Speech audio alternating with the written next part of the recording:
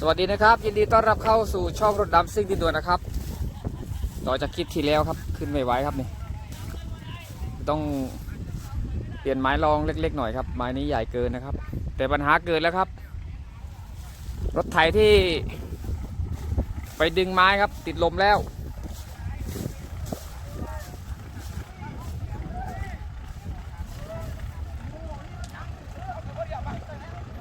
ไปดูกันหน่อยครับ โอ้ยเอาอีกแล้ว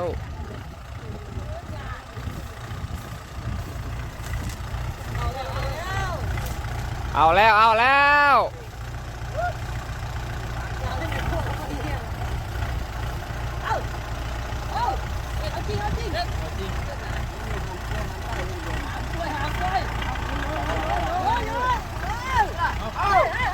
ดันแบบนี้เหรอ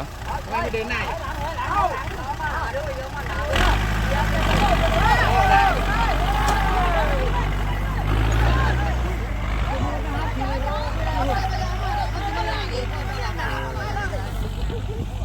ทั้งวันอีกแล้ววันนี้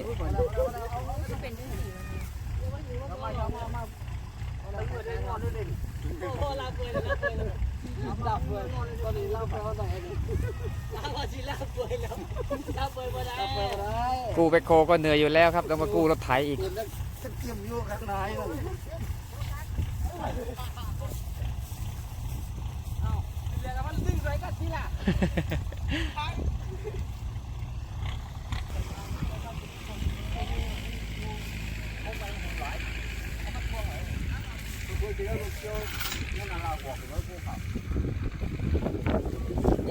ลมแรงมาก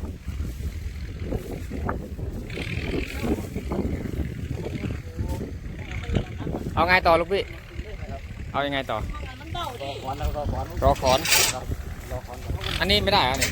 นี่ไม่ได้เหรอ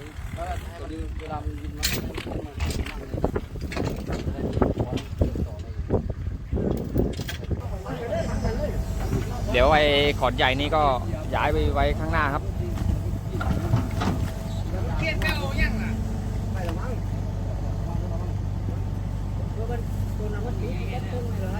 นิดแล้วตัดต้นนิดกับต้นครับเดี๋ยวเพี้ยน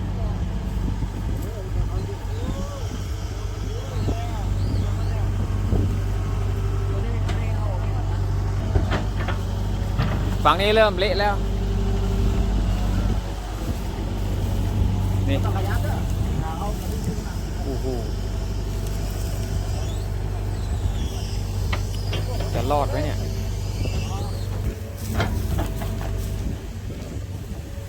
หมดทั้งตำบลอ่ะไม้อ่ะ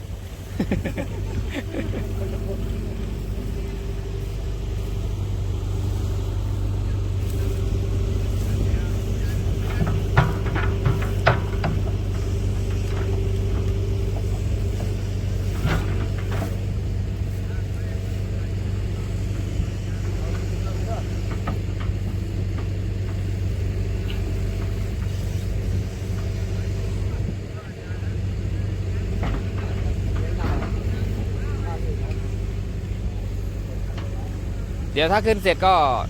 เอาเข้าศูนย์เลยล้างเสร็จก็เอาเข้าศูนย์น่าจะต้องยกเอวเลยเปลี่ยนเอวใหม่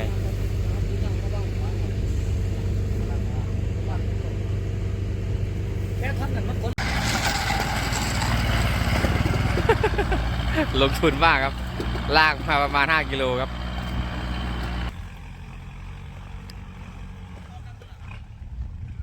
นี่ไปเอาต้นมะพร้าวมาอีกแล้วครับกี่ต้นนี่1 2 3 4มาเยอะอยู่เด้1 2 3 4 5 6กินข้าวแรงก่อน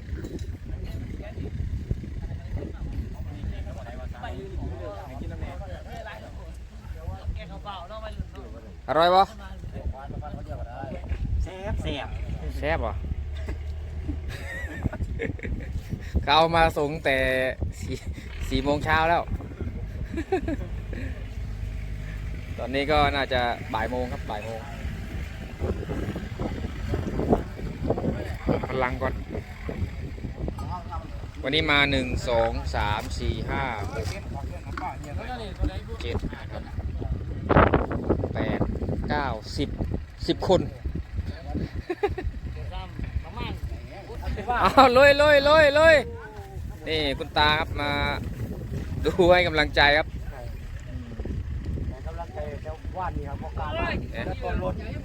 นี่ก็กินข้าวยังไม่เสร็จเลยคุณตา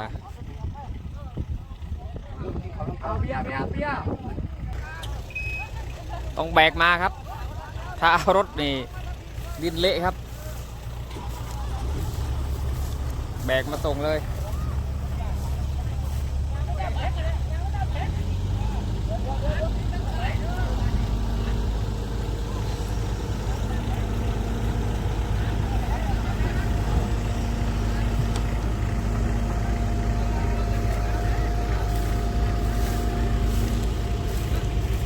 โซ่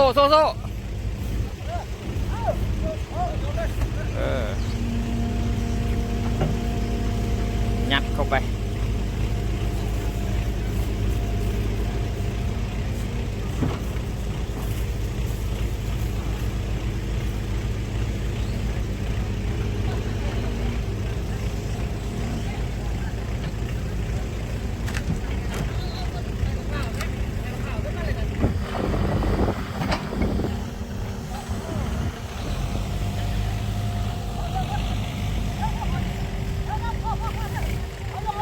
ไว้นั่นแหละ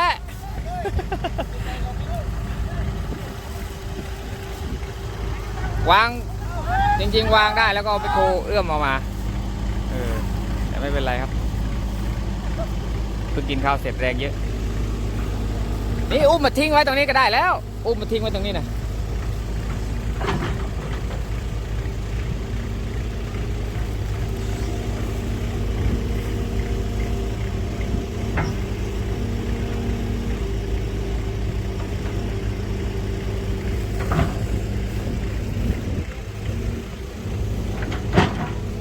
จุดนี้ต้องใช้ไม้เยอะเลย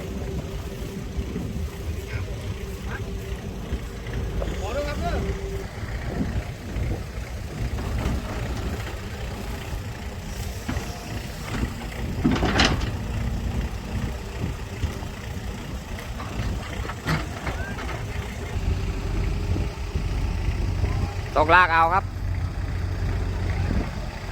ได้แล้วแค่นี้ก็อุ้มได้แล้ว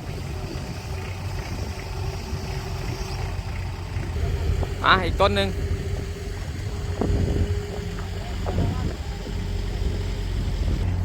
ตอนนี้ก็เอาไม้มาหมดแล้วนะครับจากเทเลอร์นะครับ3 ต้น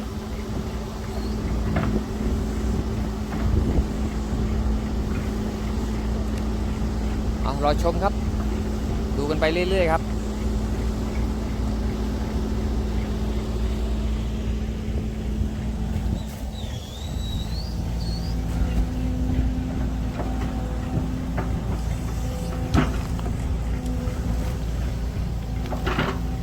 ตรงนี้มันจะสูงไหมนี่มันจะขึ้นได้หรือเปล่านี่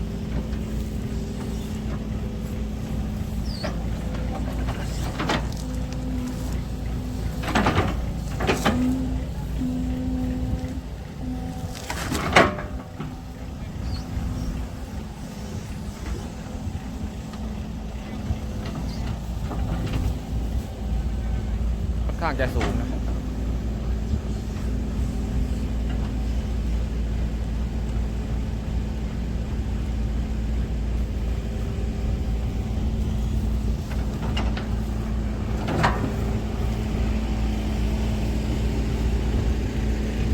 สูงดิ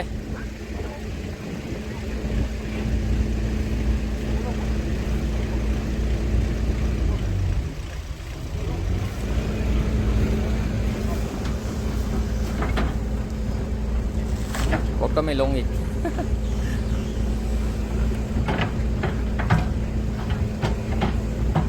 กดไม่ลงล็อกนอกจากขุด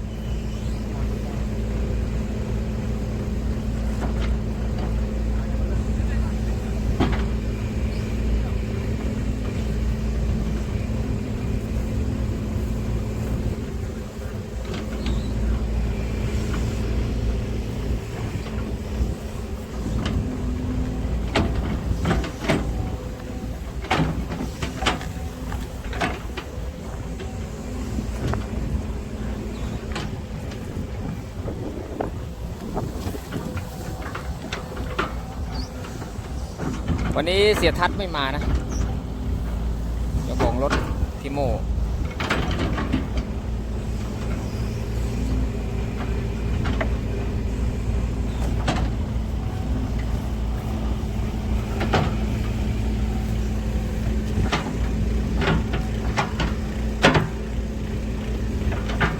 แจ๋วแจ๋วจอยอ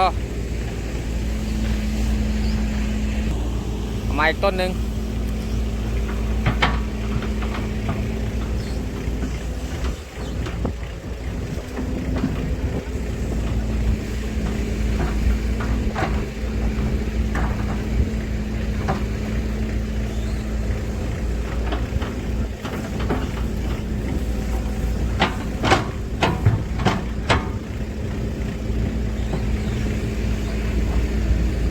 นี่แหละรอบนี้น่าจะได้ครับ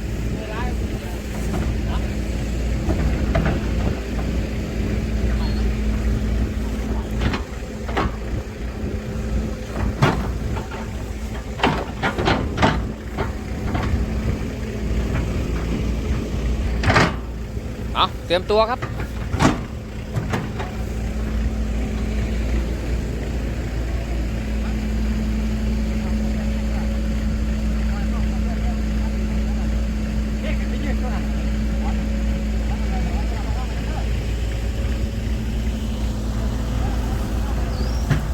อยากพี่โม่ก่อน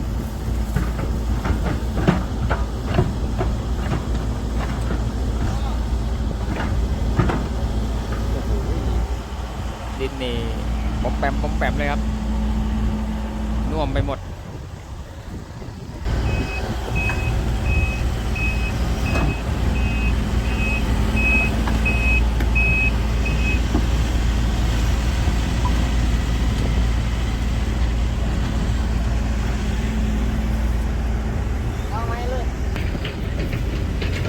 เอาเริ่มแสดงแล้วครับ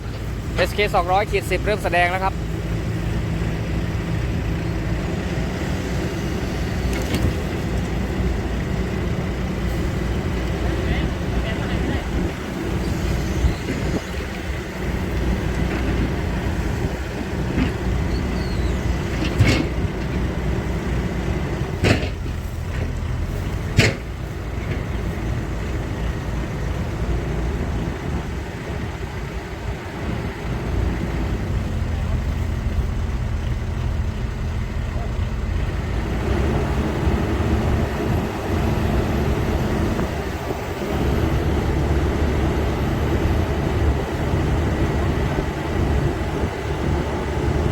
ต้องลองไม้ปุ้งกี่ด้วยนะครับ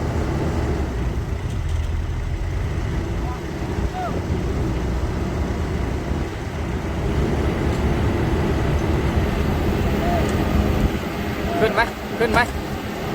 ขึ้นไหม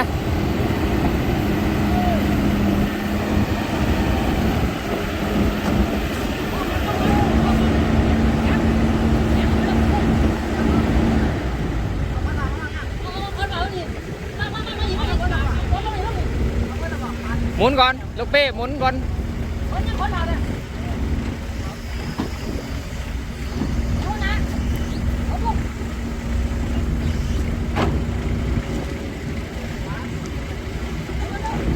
หมุนก่อนหมุนก่อน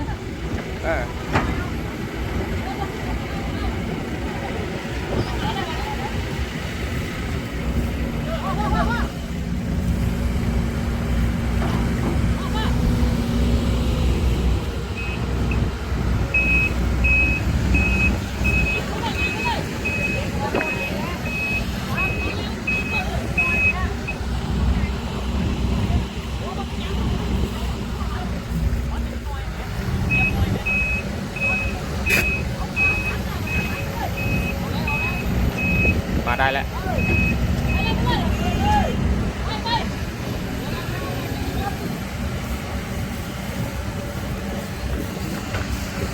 กิโมต้องขึ้นไปก่อนครับ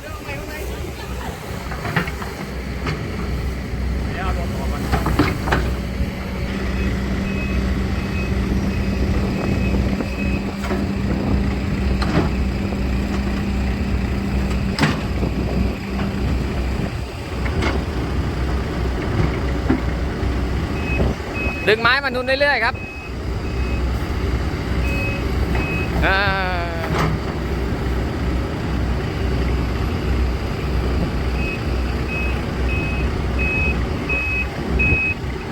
กดไว้เหรอ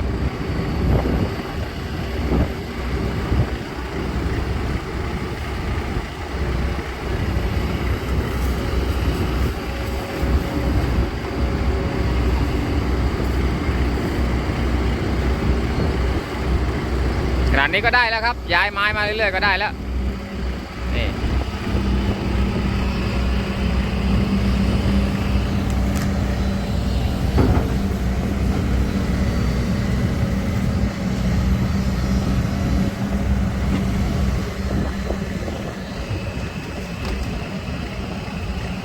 เดินมาอีกเดินมาอีก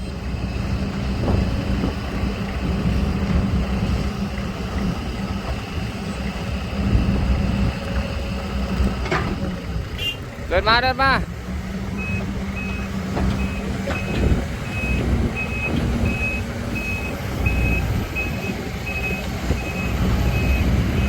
แล้วก็ดึงไม้มาเรื่อยๆนะครับ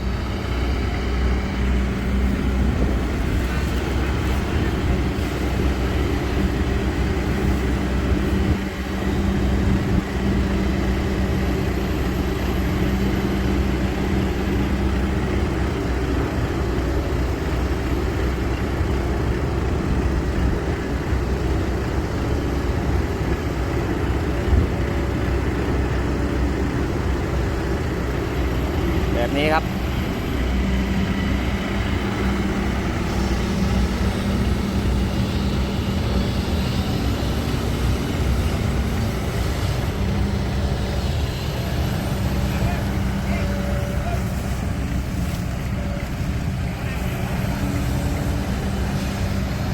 เอาเดินมาเลยเดินมาเลยแจ๋วหนุนอีกหนุนอีก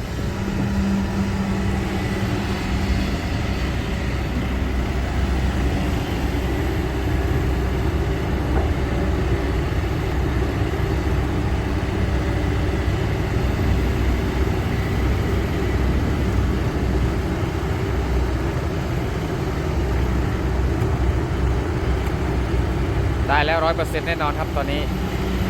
ถ้าทำแบบนี้ครับ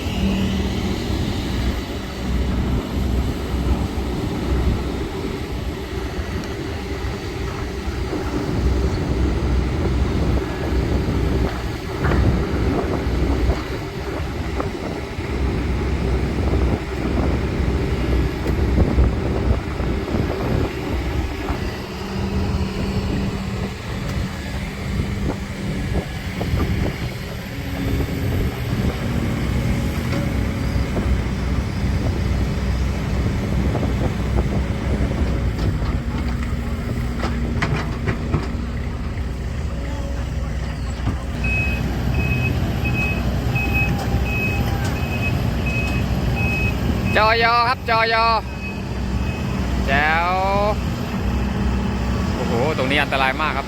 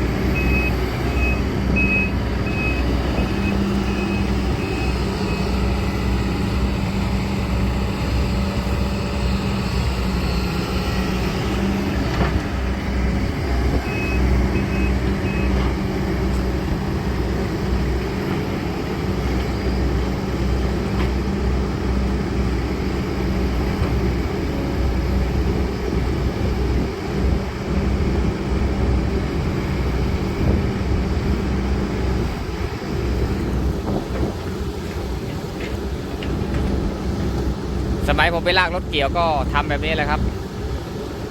หมุนแบบนี้แหละ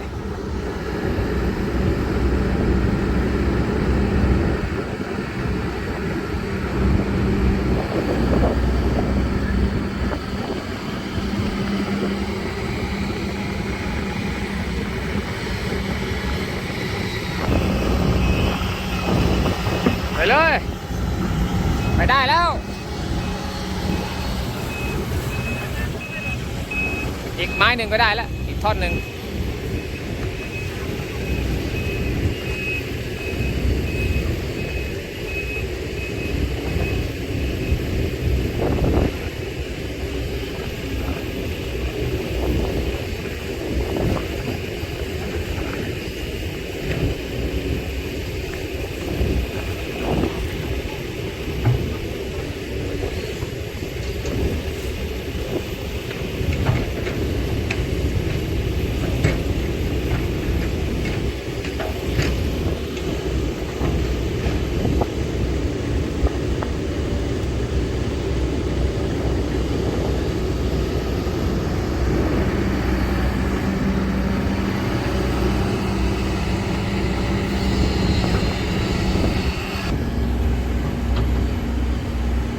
ปลอดภัยแล้วสบายใจแล้วสบายใจแล้วครับผมไม่รู้ครับผมไม่ใช่เจ้าของรถผมมาช่วยครับอ๋อผมมาช่วยครับสบายใกล้แล้วครับใกล้แล้วครับใกล้แล้วครับ ใกล้แล้วครับใกล้แล้ว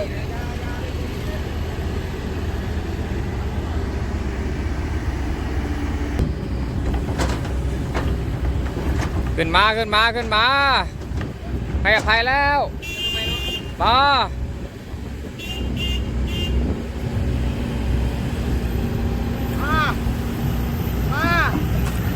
เลย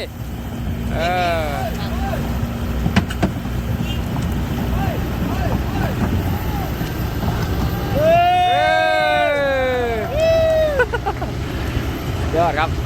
ขึ้นแล้ว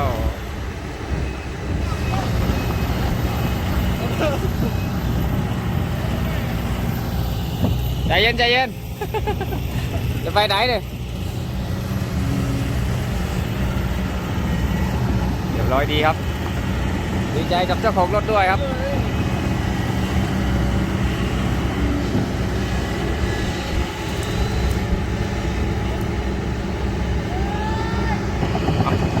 ปั่นล้อก่อน